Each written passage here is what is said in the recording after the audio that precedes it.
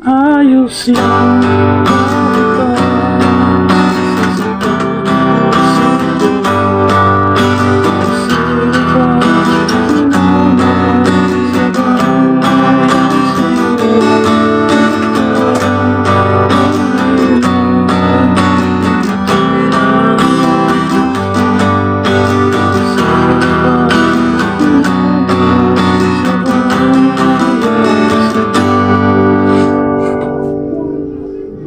Na naman mga karakrakan, may panibago na naman tayong pag-aralan. So panibagong kanta na naman yung pag-aralan natin. Kagaya nung dati, mga simpleng chords lang at mga simpleng strumming lang muna ang pag-aralan natin. So ito ay kanta ng Siakol pa rin. Ang title niya ay Ayos Lang. So yun na naman ang panibagong nating pag-aaralan para sabay-sabay tayong matututo. So yun mga karakrakan, intro niya ay G. Yan. Tapos C. Yun, dalawang balik lang. Tapos yun. Tapos yung strumming niya mga karakrakan ay ganito lang din. Down. Up, down, up, down. Tapos C. Down, up, down, down, up, down, up, down, up, down. See? So, yun lang, no? Tapos, so, yun.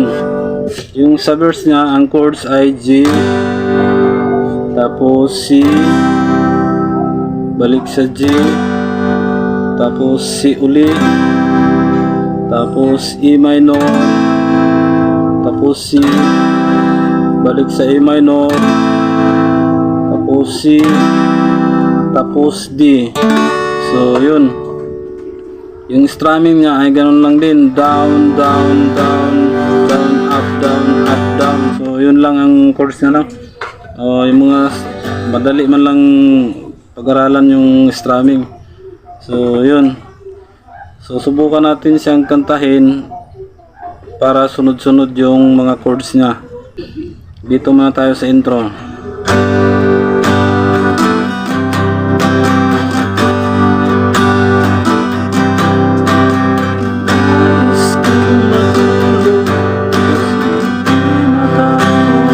Balik sa D. Balik sa C. Tapos E minor. C. Balik sa E minor. Tapos C.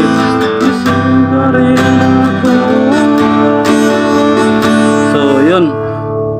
Yun yung unang verse niya. Tapos pag dito sa G, ganun pa rin, balik ka naman sa pangalawang verse.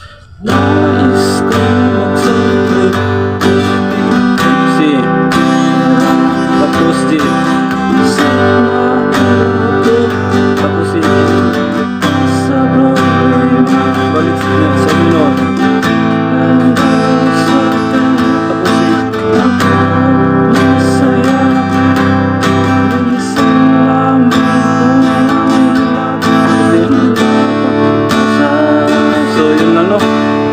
Yun lang yung chords ng verse niya.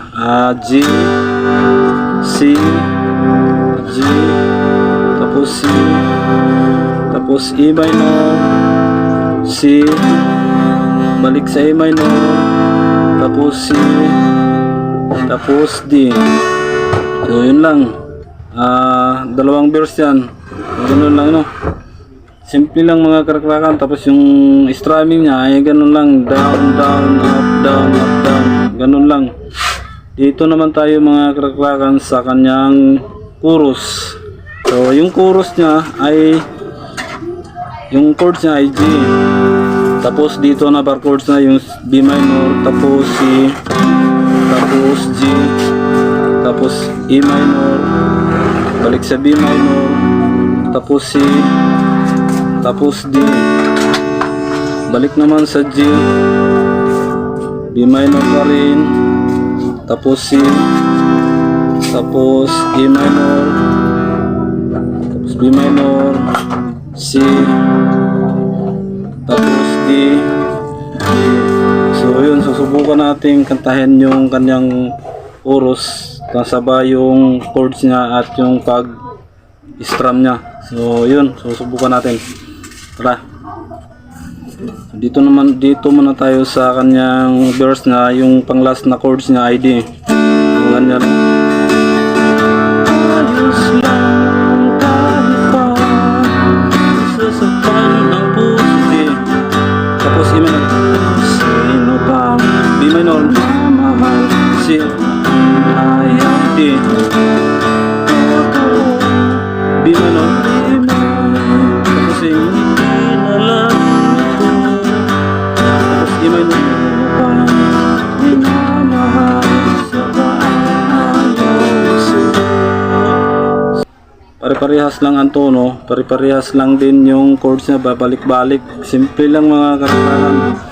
Simpleng kanta lang mga karakwakan, madali lang siyang matutunan. Ito ay mga para lang sa mga bago pa lang natutong magigitara. Yun lang mga karakwakan, ano.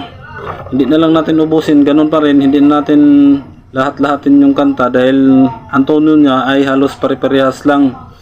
Pare-parehas lang. So yung chords na ginagamit niya ay pare-parehas lang din. Halos lahat ng chords. Simple lang. So kailangan lang papraktisin ng papraktisin. So yung mga karakwakan, ano. Basta pag mahilig ka sa music, kahit walang nagtuturo sa iyo, pag-aralan mo talaga ng pag-aralan hanggat matuto ka. Dahil yun ang hilig mo. So yun lang mga karakwakan, no? Hindi na natin ubusin yung buong kanta dahil pare-parehas lang naman lahat siya. Yung tono, yung chords, yung pattern ng kanyang strumming ay halos ganun din lahat. So yun lang, hindi na lang natin ubuson. So yun lang mga karakwakan, maraming salamat at paki-subscribe na lang po sa aking YouTube channel Mulas Vlog. Maraming salamat.